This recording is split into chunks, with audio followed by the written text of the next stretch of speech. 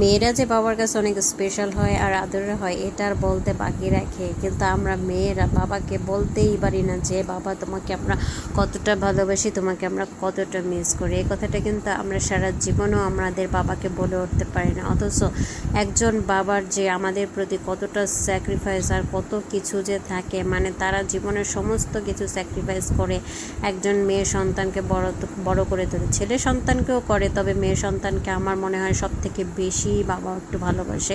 আর সেরকমভাবে কিন্তু মেয়েও তার বাবাকে সবচেয়ে বেশি ভালোবাসে। তার জন্য একটা আলাদা টান, একটা আলাদা অনুভূতি, সবসময়ের জন্য একটা আলাদা ফিলিংস মানে কাজ করে থাকে। আর বাবা যে সন্তানদের জন্য কতটা স্যাক্রিফাইস করে সেটা কিন্তু বোঝা যায় না। আসলে পুরুষ মানুষের জীবনটাই চলে যায় স্যাক্রিফাইসে।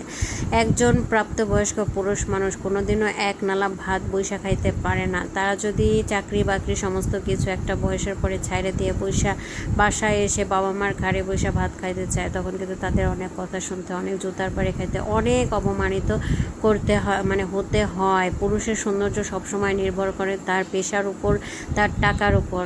তার টাকা যতদিন এই পুরুষ মানুষ কামাইতে পারবে ততদিন কিন্তু তার মূল্য থাকে, সম্মান থাকে সমস্ত জায়গায়, সমাজে বলেন, পরিবারে বলেন, সমস্ত জায়গায় তার সম্মানটা কিন্তু তারা টাকা দিয়েই পায়। যদি তার কাছে টাকা না থাকে, তার কাছে যদি ভালো একটা জব না থাকে বা এস্টাবলিশমেন্ট না থাকে, তাহলে কিন্তু সে কখনোই সেই আত্মসম্মানটা পায় না। আত্মসম্মানটা নিয়ে কিন্তু সে সমাজের কোনো জায়গায় দাঁড়াতে পারে না, তাকে কিন্তু হেয় করা হয়। এটা কিন্তু একজন পুরুষ মানুষের জীবন। আমাদের মেয়েদের জীবনটা কিন্তু সৃষ্টিকর্তা অনেক বেশি সহজ করে দিচ্ছে। আমরা যেখান থেকেই হোক বা মানে কোনো না কোনো একটা বয়স আমরা ঠিক সুখের সময় পার করি, কিন্তু ছেলেদের জীবনটা শৈশবেই শুধু সুখের।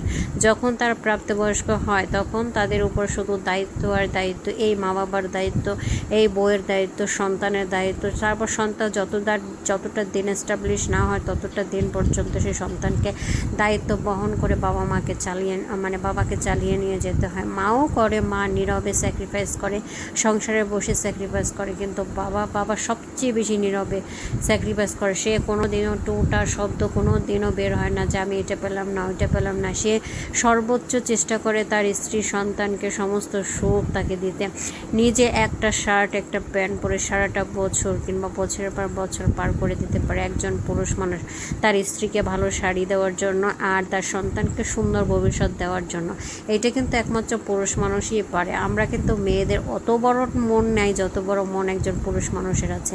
আমাদের মনটা কিন্তু অনেক ছোট। এই যে দেখেন, একজন পুরুষ মানুষ যদি তার বাবা মাকে কিছু দিতে চায়, আমরা মহিলা যারা আছে, অনেক বউরাই আছে, তারা কিন্তু বারণ করে যে তোমার বাবাকে এটা দিছো কেন, তোমার মাকে এটা দিছো কেন, অমুক জায়গায় অমুক এটা দিলা কেন।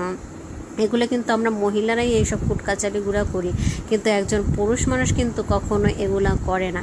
দুই একটা ভবিষ্যৎ দেখা যায় যে এরকম পুরুষ মানুষ হয় যে তার শ্বশুরবাড়ির লোকজনকে কিছু দিলে সে সেই ব্যাপারে কথা বলে, কিন্তু বেশিরভাগ পুরুষ মানুষই কিন্তু চিন্তা করে যে না, মেয়েটার মা বাবাকে দিক, তাতে আমার কোনো অসুবিধা নেই। দেখা যায় অনেক পুরুষ মানুষ যদি অনেক টাকা ইনকাম করে, শ্বশুরবাড়ির অবস্থা যদি খারাপ হয়, তাহলে তারা কিন্তু সেই শ্বশুরবাড়ির দায়িত্ব বহন করতে পিছপা হয় না। এটা কিন্তু ছেলেদের একটা বড় মেন্টালিটি। আর বেশিরভাগই দেখবেন দান খয়রাত যা আছে বেশিরভাগই কিন্তু পুরুষ মানুষের হাত থেকে বের হয়। পুরুষ মানুষ কিন্তু অনেক বেশি বড় মনের অধিকারী হয়ে থাকে।